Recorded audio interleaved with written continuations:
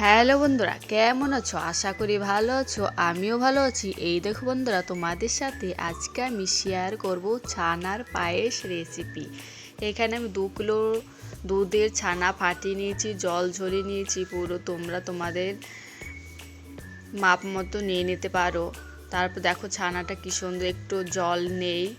তারপর এখানে আমি কড়াই বসিয়ে দিয়েছি উনুনে, আর পরিমাণ মতন দুধ নিয়ে নেব, গরুর দুধ।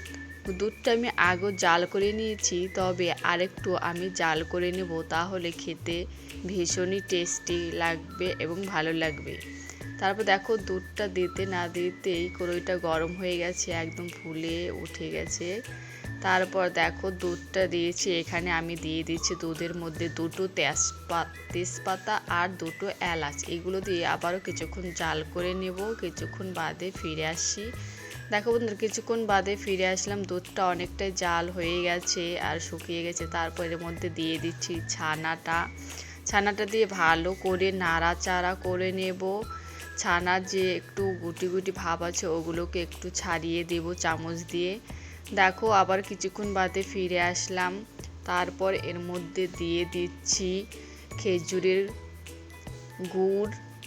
তোমরা এটা না চাইলে চিনি দিবে, চিনি দিয়েও খুব ভালো হয় খেতে।